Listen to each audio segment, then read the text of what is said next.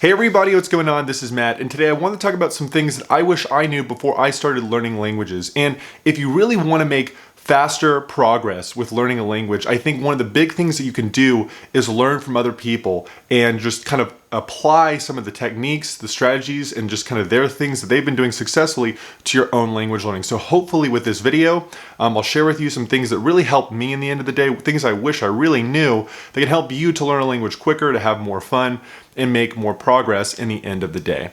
So the first thing that I would say is just, something I really wish I knew before I started learning languages is that there's really no end state with language learning. I think that in a lot of ways, when you're first starting out, you have this idea of fluency. You have this kind of end state in mind. Maybe you've set a goal around the language that you're learning and you say, okay, I'm going to be fluent in this language in 2 years or 3 years. But what I found a lot of times is, I would think that I would be at fluency per se by the end of a year, and I would reach kind of that end state, that end of the year mark, and I would find that there was so much more to go, right? There was so much more I could learn or get better at. And it kind of comes from many different aspects, right? There's so many more words you can learn.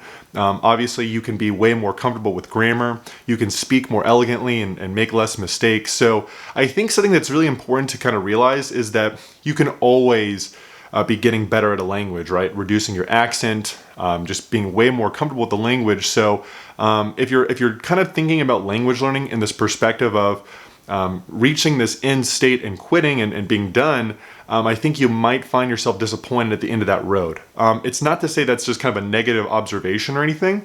I just think it's something important to kind of realize. And if you kind of accept this idea, you can kind of like transition your language learning into more of something like a journey, right? Rather than trying to feel pressured to get to this end destination before you have fun, if you kind of think about language learning as this journey where you're continuously getting better, you're enjoying the process, it won't matter that there's not really this end state with language learning. But I think that's really one keen observation that I wish I knew before I even started the whole language learning process itself.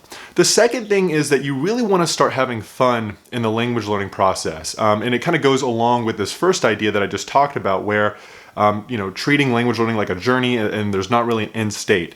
Because I do think that a lot of people, they kind of get bored with the language learning process. They get burned out and they don't get past the beginner stage, or they get stuck in the intermediate phase. And I think that there's this kind of common idea out there where you have to be fluent, you have to reach this end state to start enjoying the language, right? To start speaking with others in kind of really compelling conversations, to watch Netflix shows, to play video games in a foreign language, to read, things like that.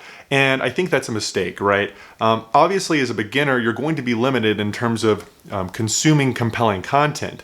That being said, though, I do think you want to start incorporating it as soon as you possibly can, or at least set goals towards getting to that place, right? So I think that you really want to be incorporating listening in your language learning, whether that's listening to YouTube videos, podcasts, Netflix shows, reading in a foreign language, doing all these fun and compelling activities, because that's really going to help you to enjoy the language learning process. You're going to be having a lot more fun than just kind of some boring beginner app the entire way through. And you're also going to, be learning the language, because a lot of these compelling methods are very effective, right? You can learn a lot by using Netflix as a language learning resource, or video games, or reading. Reading's a great way for vocabulary and grammar. So you want to be using these kind of fun and compelling activities. It's not to say the intro apps or some of these kind of resources out there are bad. I do like them, but I think that people stay in them way too long, or people think that they just have to kind of stick with this program, this class, something like that before, and just kind of take that all the way to fluency and really not dive into the fun stuff. It's going to be hard. Don't get me wrong, right? If you try to watch Netflix shows in a foreign language, it's going to be difficult at times. Same with video games and even reading. But I do think that you really want to start using those things. There's plenty of times where in the past, I just used the program, and eventually I got burned out and I quit. And it was really, I think the big turning point for me was when I started to really try to use a lot of fun and compelling activities in my language learning. That kind of helped to keep me motivated to also, make more progress, but just I think that was a big difference maker in the end of the day. And I think that a lot of people don't do that, or they don't set goals to getting to that fun and compelling place, and it's a big mistake. So another huge thing I really wish I would have learned earlier on is just to use the fun and compelling activities. So another thing is grammar. And I think that grammar is an interesting one because a lot of people have some preconceived notions on the subject. Maybe you learned a language in school and it was a very heavy grammar focused environment. So, maybe, for example, you really drilled down on memorizing all these endings and conjugations and things like that. And so if you've tried to learn a language on your own, maybe you have this very aggressive focus in on grammar. It's intimidating, it's boring, what have you. But really what I found is that a lot of grammar is kind of picked up over time, right? It's with enough exposure that you get more comfortable with the grammar. Now, I don't like the no grammar approach. I do think that picking up a grammar book and picking up some high value items can be very helpful. It can accelerate your progress versus just kind of using no grammar at all, right? If you look at the conjugations for the present tense or the past tense, or look at how word order works or things like that, it's going to help you to notice that as you use reading or things like that. So it's not to be avoided, but what I have found is that you can memorize all of the endings for something. You can memorize and recite perfectly the word order and the right way to use word order in a language. But that doesn't necessarily mean that you're going to be able to use that flawlessly in conversation or to recognize it immediately as you listen to audio content, right? You have to work on the skill of speaking. You have to work on the skill of listening. So just from memorization of the grammar concepts, that won't take you to this level where you're using it perfectly or listening to it perfectly. I think that a lot of it really kind of comes down to enough exposure, right? Seeing grammar in context again and again, practicing speaking and trying to use the right word order, the right conjugations again and again. That's kind of how you reinforce these grammar concepts. And over time, it becomes more natural. You slowly kind of get these kind of ideas ingrained. You get a sense of what seems right from a grammatical perspective and what's wrong. It's kind of hard to put to words to some extent, but I do think the memorization and looking at grammar can be helpful.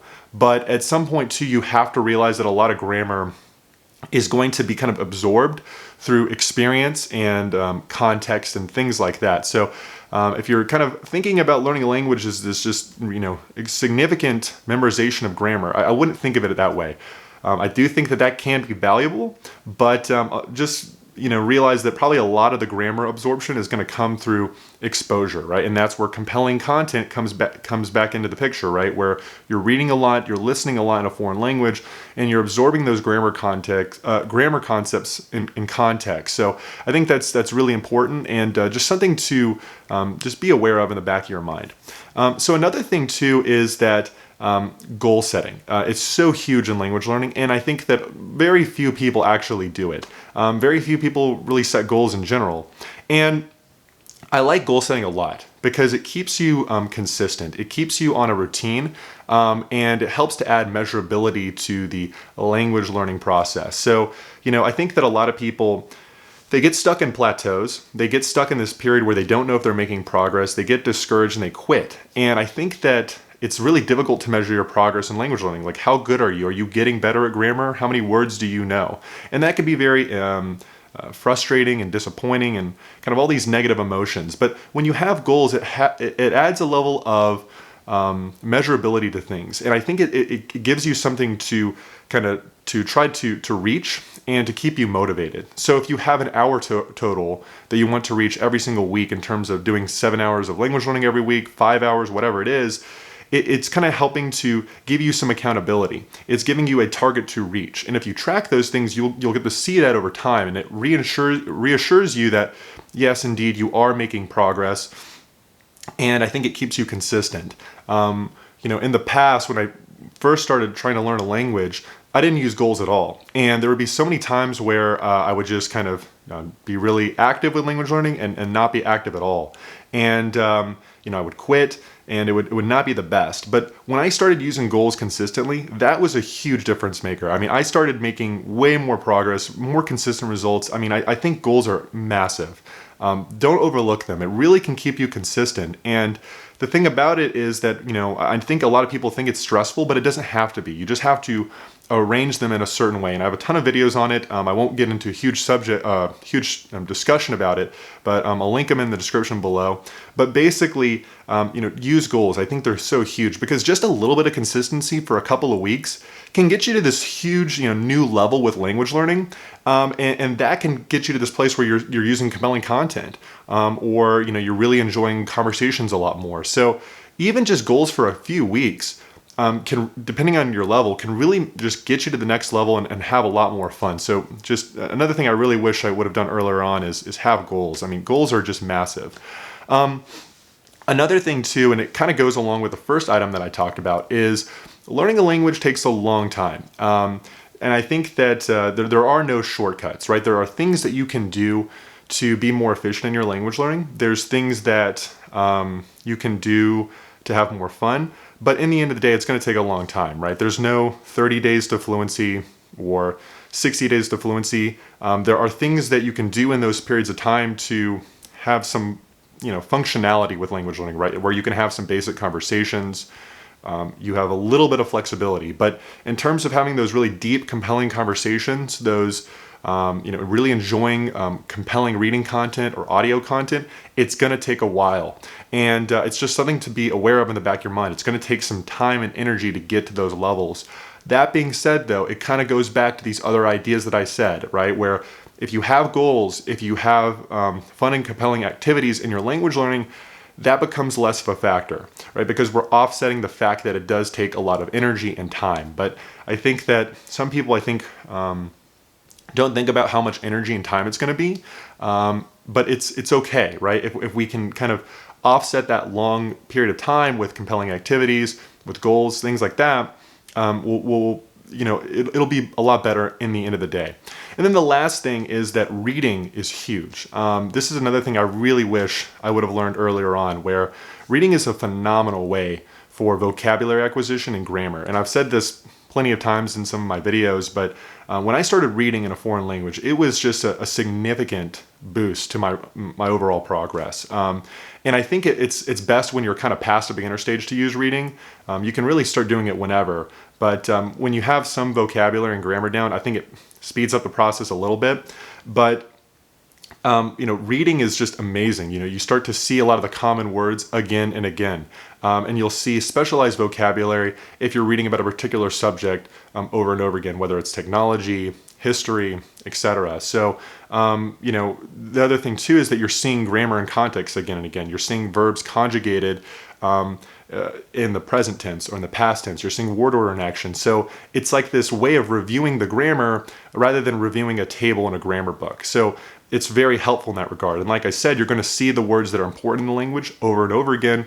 So it's this natural review of the words. And I think that sometimes, we want to stick to those flashcards, or we want to stick to a beginner app or a book just to fluency. And it's sometimes really a good idea to use kind of compelling activities like reading, where you can pick up vocabulary, you can read about things that you want to read about in the language that you're learning. So, if you aren't reading already, I highly suggest it. It's a great method for vocabulary acquisition and grammar, and something I really wish I would have done earlier on in the process. So that's just a couple of things that I wish I knew before I started learning a language. Hopefully I gave you some new ideas that maybe you can incorporate into your own language learning. Let me know what you think. If you're open to it, leave a comment below, and I'll see you in the next video. Take care.